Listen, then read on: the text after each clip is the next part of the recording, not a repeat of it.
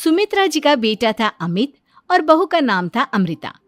सुमित्रा जी की बहू की बातें सुनकर ऐसा लगता था कि जैसे वो बहुत इंटेलिजेंट है, क्योंकि उससे कभी भी कोई भी सवाल पूछो फट से जवाब दे देती थी। अरे भाई, उसके जवाब से तो गूगल भी पीछे रह जाता था। और इसलिए कम से कम सुमित्रा जी के घर में तो किसी को भी गूगल की जरूरत ही नहीं पड़ती थी। जब भी घर में कोई बात चलती, कोई कुछ भी कहता, तो अमृता फट से कह देती, ये तो मेरे साथ भी हुआ था, मुझे इसके बारे में सब मालूम है। एक दिन सुमित्रा जी अमित और अपनी बहू अमृता के साथ अमित के बुआ जी, फूफा जी यानी कि मुकेश और उर्मिला जी के यहाँ पर मिलने के लिए गए। अरे बहुत अच्छा किया अमित बेटा, इतने दिनों के बाद आए हो तुम। हाँ सुमित्रा भाभी, कभी तो आ जाया करिए अपने बच्चों को लेकर। आपकी बहू के आने से तो हमारे घर में भी रौनक आ गई है। वो क्या है ना, अमित ऑफिस के काम में बहुत बिजी रहता है, इसलिए उसे तो वक्त ही नहीं मिल पाता। अच्छा, लगता है नौकरी काफी मुश्किल है अमित की। अरे नहीं नहीं फूफा जी, ऐसी कोई बात नहीं है। आप तो जानते हैं ना प्राइवेट जॉब में कितना काम होता है। अरे कोई समझे ना समझे, मुझे तो पता है प्राइवेट नौकरी में इतना काम करना पड़ता है कि इंसान की आफत आ जाती है। लेकिन बेटा, तुमने तो कभी जॉब की ही नहीं, तुम्हें कैसे पता? अरे जॉब नहीं की तो क्या हुआ मम्मी जी, सब जानती हूँ मैं। सबसे पहले ऑफिस में जाओ, वहां पर अपनी एंट्री डालो, उसके बाद दिन भर सिस्टम पर बैठकर काम करो। चारों तरफ कैमरे लगे होते हैं, आप अपनी नजर इधर की उधर नहीं कर सकते। उसके बाद दिन भर बॉस की चिक चिक सुनो, वो अलग से। यही सब होता है, मुझे ना सब पता है। अरे बहू रानी तो काफी इंटेलिजेंट है, हर बात की खबर है इसको। थोड़ी देर बाद, अब देखिए सुमित्रा भाभी, इतने दिनों के बाद आई हैं आप, खाना खाकर ही जाना, ऐसे तो मैं आपको जाने नहीं दूंगी। वैसे बुआ जी, खाने में क्या बनाया है? वो क्या है ना बेटा, आज तुम्हारी बुआ जी की तबीयत थोड़ी ठीक नहीं थी, इसलिए हमने सोचा कि जब तुम लोग यहाँ आ जाओगे तो बाहर से खाना मंगवा लेंगे और साथ में बैठकर खाएंगे। लेकिन बस प्रॉब्लम इतनी सी है कि मुझे बाहर से खाना ऑर्डर करना नहीं आता। सोचा जब अमित आएगा तो उसी को बोल दूंगी। अरे मुझे आता है ना, मैं कर देती हूँ ऑर्डर। बताइए क्या क्या मंगाना है आपको? इटालियन, कॉन्टिनेंटल, इंडियन, पंजाबी, सब पता है मुझे। क्या बात है बहू, क्या घर में भी खाना रोज बाहर से ऑर्डर करती हो? अरे नहीं नहीं नहीं बुआ जी, ऐसी कोई बात नहीं है, बस मुझे ना सब पता है। कोई बात नहीं अमृता, मैं अपने फोन से ऑर्डर कर देता हूँ। अरे क्या बात है, आजकल ऑनलाइन डिलीवरी पर कोई ऑफर नहीं चल रहा है, वरना काफी पैसे बच जाते हैं। कैसी बात करते हैं अमित, मैं कह रही हूँ ना मुझे सब पता है। मुझे एक बहुत अच्छा ऑनलाइन डिलीवरी वाला मालूम है, जहाँ पर 50% ऑफ मिल जाएगा। और आज तो वैसे भी फ्राइडे है ना, फ्राइडे को तो उस पर 50-70% ऑफर मिलता ही मिलता है। अरे क्या बात है, इसके बारे में तो मुझे पता ही नहीं था। अरे बेटा, जिस चीज के बारे में किसी को पता नहीं होता, हमारी बहू को पता होता है। एक काम कर, तू उसी को ऑर्डर करने दे। क्या बात है अमृता बेटा, तुम तो बहुत इंटेलिजेंट हो, सब कुछ जानती हो। कुछ दिनों के बाद सुमित्रा जी की कुछ सहेलियां उनसे मिलने के लिए आती हैं। अरे सुमित्रा बहन कैसी हो, बहू कैसी है तुम्हारी? अरे पूछिए मत, बहुत इंटेलिजेंट है मेरी बहू, सब कुछ जानती है। क्या बात है, बहू के आने के बाद तो औरतें दुखी हो जाती है, लेकिन तुम तो बहुत खुश लग रही हो। वो क्या है ना, मेरी बहू है ही इतनी अच्छी। अरे तो बुलाओ ना, हमारे साथ बैठेगी, बातें करेंगी तो हमें भी अच्छा लगेगा। सुमित्रा जी अमृता को बाहर बुलाती हैं और उसके बाद सब लोग बातें करने लगते हैं। क्या बताऊं, कुछ दिनों से घुटनों में इतना दर्द हो रहा है कि चला भी नहीं जाता। अब बुढ़ापे में तो ये सब चलता ही रहता है, क्या कर सकते हैं। आंटी जी, आप योगा करिए, योगा और साथ में ना काले तिल खाया करिए, आपके घुटनों का दर्द भाग जाएगा। लेकिन तुमको ये सब कैसे पता बेटा? अरे मेरे भी घुटनों में दर्द होने लगा था, मैंने योगा किया और काले तिल के साथ गुड़ मिलाकर उनके लड्डू बनाकर खाए, एकदम ठीक हो गए हैं मेरे पैर। अमृता, ये तुम क्या कह रही हो? इतनी कम उम्र में तुम्हारे पैरों में दर्द कैसे हो सकता है? अरे मम्मी जी, सच कह रही हूँ, एक बार अगर कोई ये नुस्खा अपना लेना बस मजा आ जाए।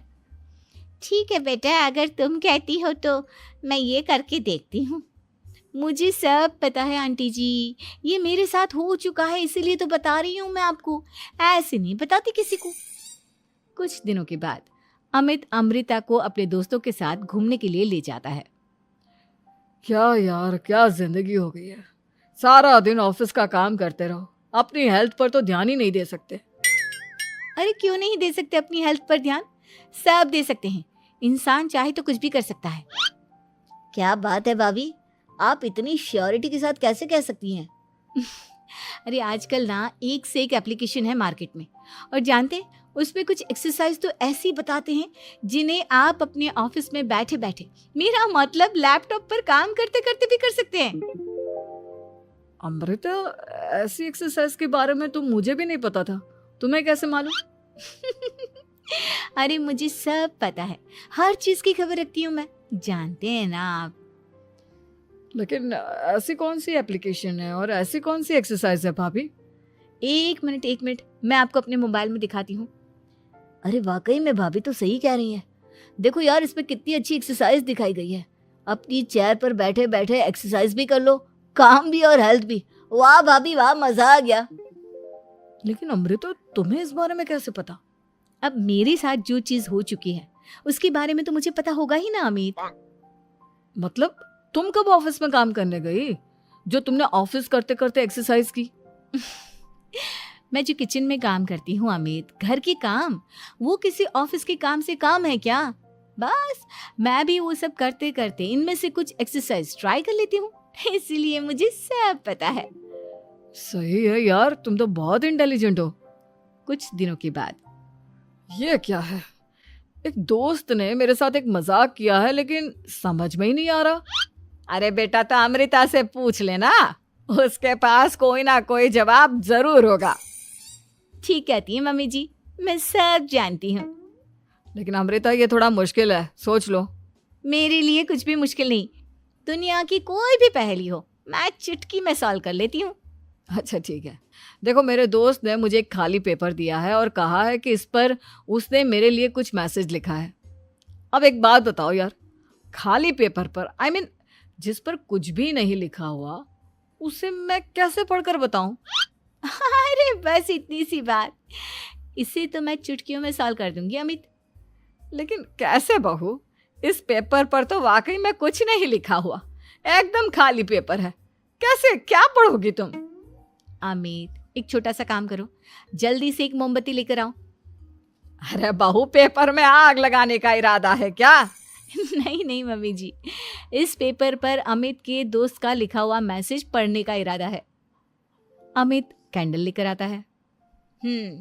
अब ना बस इस पेपर को धीरे धीरे कैंडल के ऊपर घुमाते रहो, देखना 2 ही मिनट में मैसेज आपकी आंखों के सामने होगा। अच्छा ठीक है, मैं ऐसा करके देखता हूँ। 2 मिनट के बाद, अरे वाकई में इस पर तो अक्षर बनने लगे, लेकिन ये हुआ कैसे? और अमृता, तुम्हें कैसे पता? बहुत सिंपल है मम्मी जी, अमित के दोस्त ने नींबू के रस से मैसेज लिखकर उसे सुखा दिया। अब अगर मैसेज पढ़ना हो ना तो पेपर को आग के सामने ले जाओ और लेटर्स अपने आप उभर कर आ जाते हैं। वाह बहू, लेकिन तुम ये सब कैसे जानती हो? अरे मम्मी जी, जब मैं छोटी थी ना तो अपनी सहेलियों के साथ ऐसे ही गेम खेला करती थी। ये तो मेरे साथ कितनी बार हो चुका है, मुझे सब पता है। थैंक यू यार अमृता, तुम्हारी वजह से हमें कुछ भी सोचने की जरूरत ही नहीं पड़ती, तुम सब कुछ बता देती हो। कुछ दिनों के बाद सुमित्रा जी को अमृता के प्रेग्नेंट होने की खुशखबरी मिलती है और सुमित्रा जी अमृता को डॉक्टर के यहाँ लेकर जाती है। देखिए सुमित्रा जी, आपकी बहू की तबीयत बिल्कुल ठीक है, किसी भी तरह की चिंता करने की कोई जरूरत नहीं है। लेकिन हाँ, उनको आयरन वाली डाइट खाने की बहुत जरूरत है।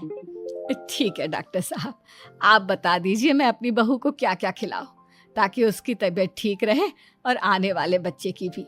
अरे मम्मी जी, इसमें डॉक्टर से पूछने की क्या जरूरत है? किशमिश है, अनार है, पालक है, ये सब खाना चाहिए, आयरन का लेवल बिल्कुल बराबर रहता है। अरे वाह, आपकी बहू तो सब कुछ पहले से ही जानती है। ये तो बहुत अच्छी बात है। देखो, आयरन के साथ तुम्हें कैल्शियम भी खाना होगा। जानती हूँ मैं, अगर आयरन की खाली सप्लीमेंट लेते हैं और कैल्शियम नहीं लेते तो बॉडी उसे अच्छे से एब्जॉर्ब नहीं कर पाती। सब पता है मुझे। बहू ये भी मालूम है? हाँ मम्मी जी, आप तो जानती है ना, मुझे सब पता है। आपकी बहू की बातें सुनकर अच्छा लग रहा है। मुझे ऐसी बहुत कम लड़कियां मिलती हैं जिन्हें इतनी नॉलेज होती है, सारे सवालों के जवाब देती है। और हमारे इंडिया में तो वैसे भी हालात बहुत खराब है। बिल्कुल ठीक कह रहे हैं आप डॉक्टर साहब, लेकिन मैं उन लड़कियों की तरह नहीं हूँ। बहुत ख्याल रखती हूँ मैं हर चीज़ का। और जानती हैं आप, हमारे घर में तो किसी को किसी चीज़ के बारे में गूगल करने की ज़रूरत ही नहीं पड़ती। बिल्कुल ठीक कह रही है अमृता। अरे कुछ भी पूछ लो, इसे सब पता होता है। अरे वाह, तुम तो बड़ी कमाल की लड़की हो। चलो, ये तो बहुत अच्छी बात है, लेकिन फिर भी डॉक्टर की सलाह पर पूरा ध्यान देना चाहिए। वैसे क्या चाहिए तुम्हें, बेटा या बेटी? अरे डॉक्टर साहब, कुछ भी हो जाए, बस बच्चा अच्छे से हो जाना चाहिए। मुझे तो दोनों में से किसी से कोई भी परेशानी नहीं। और सुमित्रा जी, आप? डॉक्टर मैडम, मुझे तो लड़के और लड़की में कभी भेद करने की आदत ही नहीं है। पोता आए या पोती, मेरे लिए तो दोनों एक बराबर है। सुनकर अच्छा लगा। वैसे आप जानती हैं, हमारे यहाँ पर तो लोगों को बड़ी बेचैनी रहती है ये जानने की कि पेट में लड़का है या लड़की, लेकिन विदेशों में ऐसा नहीं होता। हाँ, वहाँ पर तो सब कुछ पहले से ही बता देते हैं ना। ये भी कोई बात हुई भला? लेकिन तुम्हें कैसे पता कि वहां पर सब कुछ पहले ही बता देते हैं? अच्छा हाँ, तुम तो सब कुछ पहले से ही जानती हो ना। तुम्हारे साथ तो सब कुछ पहले से ही हो चुका होता है। नहीं मम्मी जी, ये तो मेरे साथ पहली बार हो रहा है, इसलिए मैं ये डायलॉग नहीं बोल सकती। अमृता की बात सुनकर सुमित्रा और डॉक्टर दोनों हंसने लगते हैं। अरे भाग्यवान, मेरे जूते कहाँ रखे हैं? मुझे बाहर जाने में देर हो रही है। तभी मालती कमरे में आती है। ये रहे आपकी जूते, मैं इन्हें साफ करने के लिए ले गई थी। अरे वाह, तुम कितनी समझदार हो। मेरे बिना कुछ कहे ही सारे काम कर देती हो। तभी मालती झिझकते हुए रमेश से कहती है, सुनिए जी, आपसे एक बात कहूँ, बुरा तो नहीं मानेंगे ना? अरे नहीं नहीं, बेफिक्र होकर कहो। शादी से पहले मैं अपने मायके में नौकरी करती थी। मैं चाहती हूँ कि अब मैं फिर से नौकरी करना शुरू कर दूं। वैसे भी सारा दिन घर में बोर हो जाती हूँ। देखो मालती, तुम्हारे नौकरी करने से मुझे कोई ऐतराज नहीं है, लेकिन तुम्हें एक बात बता दूं, हमारे खानदान में आज तक कभी किसी औरत ने नौकरी नहीं की। फिर भी एक बार तुम माँ से पूछ कर देखो, अगर वो तुम्हें नौकरी करने की इजाजत दे देती है तो अच्छी बात है। रमेश वहाँ से चला जाता है। फिर उसी शाम मालती अपनी सास के पैर दबा रही होती है। तभी उसकी सास मालती से कहती है, अरे क्या बात है बहू, आज तो ठीक तरह से मेरे पैर नहीं दबा रही। किसी ख्याल में खोई पड़ी है क्या? मैं भी तो जानूं आखिर बात क्या है। दरअसल वो माँ जी। अरे हाँ बोलो, इतना सोच क्यों रही हो? माँ जी, अगर आप बुरा न माने तो मैं नौकरी करना चाहती हूँ। घर के काम करने के बाद मेरे पास काफी वक्त बच जाता है। मालती की ये बात सुनकर उसकी सास गुस्से में कहती है, अरे बहू, तेरी तबीयत तो ठीक है ना? आज ये कैसी बहकी बातें कर रही है? भला हमारे खानदान में आज तक कभी किसी औरत ने नौकरी की है जो तू नौकरी करने की बात कर रही है, हैं? अरे बहू, तू क्या रिश्तेदारी में हमारी नाक कटाना चाहती है? जितना जल्दी हो सके अपने दिमाग से नौकरी का भूत उतार दे, और अब जा, जल्दी से रसोई में जा, खाना बनाने का वक्त हो रहा है। मालती मन मार कर खाना पकाने के लिए रसोई घर में चली जाती है। अगले दिन, नमस्ते माँ जी, कैसी हैं आप? अरे आओ दिवाकर बेटा, बैठो, मैं तुम्हारे लिए चाय मंगाती हूँ। बहू, जरा एक कप चाय तो लेती आना। फिर दिवाकर एक फाइल खोलकर मालती की सास के सामने रख देता है। ये देखिए माँ जी, ये है पिछले महीने का हिसाब और ये रहे मुनाफे के रुपए। एक बार हिसाब देख लीजिए और इन कागजों पर अपने दस्तखत कर दीजिए।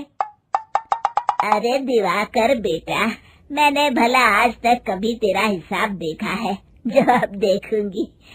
ला बता, कहाँ दस्तखत करूं?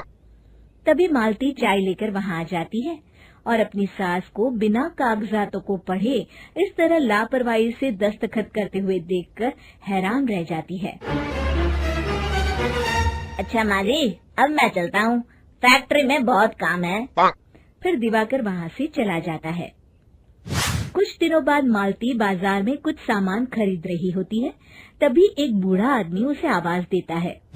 अरे मालती बेटी, कैसी हो? मुझे पहचाना? मैं तुम्हारी कंपनी में मुनीम का काम करता हूँ। हाँ चाचा जी, मैं आपको बिल्कुल पहचानती हूँ। कहिए, कैसे हैं आप? मैं तो ठीक हूँ। कंपनी में कुछ भी ठीक नहीं चल रहा, यहाँ तक कि हमें ठीक वक्त पर तनख्वाह भी नहीं मिलती। ये आप क्या कह रहे हैं? अब क्या बताऊं, आप लोग तो कभी हिसाब किताब देखने दफ्तर आते नहीं। मेरी मानो तो एक बार आप लोग दफ्तर आकर सारा हिसाब किताब देख लो, आपको असलियत पता चल जाएगी। अच्छा बेटी, अब मैं चलता हूँ, देर हो रही है। फिर वो बूढ़ा वहाँ से चला जाता है। वहीं दूसरी तरफ मालती घर पहुंचकर अपनी सास को सारी बात बताती है। तभी वहाँ रमेश भी आ जाता है, लेकिन मालती की सास मालती की किसी भी बात पर विश्वास नहीं करती। तभी रमेश कहता है, अरे माँ, बिना आग के कभी धुआं नहीं उठता। जब मालती इतना कह रही है तो हमें एक बार दफ्तर चलकर देख लेना चाहिए। वैसे भी हम लोग काफी दिन से अपने दफ्तर नहीं गए हैं। इस तरह किसी एक आदमी के भरोसे काम छोड़ना मुझे भी ठीक नहीं लगता। अगले दिन वे सभी अपने दफ्तर पहुंचते हैं और सीधे दिवाकर के कैबिन में जाते हैं। अचानक सबको एक साथ देखकर दिवाकर चौंक जाता है। अरे माँ जी, आप सब लोग अचानक यहाँ कैसे आ गए? अगर कुछ काम था तो मुझे एक फोन कर दिया होता, मैं आपके घर आ जाता। तभी मालती की सास कहती है, अरे दिवाकर बेटा, आज मैं हिसाब देखने दफ्तर आई हूँ। जरा मुझे पिछले 6 महीनों का हिसाब दिखाना तो बेटा। दिवाकर घबराते हुए हिसाब की फाइल मालती की सास को देता है। मालती की सास फाइल लेकर मालती को देती है और कहती है, ले बहू, देख ले हिसाब। मालती फाइल को बड़े गौर से देखती है और अगले ही पल उसे सारी गड़बड़ी समझ में आ जाती है। वो अपनी सास से कहती है, माँ जी, मुनीम चाचा बिल्कुल सही कह रहे थे। हमारी कंपनी में पिछले 6 महीनों में जितना मुनाफा हुआ है, हमें उसका आधा पैसा भी नहीं मिला। यूँ समझ लीजिए कि 1 रुपये में सिर्फ चवन्नी ही हमारे हाथों में आई है। मालती की बातें सुनकर मालती की सास गुस्से से दिवाकर को पूछती है, क्यों दिवाकर, मेरी बहू जो कह रही है वो सच है? दिवाकर समझ जाता है आज उसका भांडा फूट चुका है। वो गिड़गिड़ाते हुए कहता है, मुझे माफ कर दीजिए माँ जी, मैं पैसों के लालच में अंधा हो गया था। अरे वाह दिवाकर, तू तो एक नंबर का चोर निकला। इतने दिनों से मैं तुझ पर आंख बंद करके भरोसा करती रही और तू मुझे ही चुना लगाता रहा। अभी के अभी निकल यहाँ से और दोबारा अपनी शक्ल मत दिखाना। दिवाकर वहाँ से भाग जाता है। मालती की सास मालती को शाबाशी देते हुए कहती है, बहू, आज मैं समझ गई कि पढ़ाई लिखाई हमारी जिंदगी में कितनी जरूरी है। मैं बहुत किस्मत वाली हूँ जो मुझे तुझ जैसी बहू मिली है। शिक्षा, पढ़ाई लिखाई का इस्तेमाल सही जगह करके हम दुनिया में बहुत कुछ बदल सकते हैं।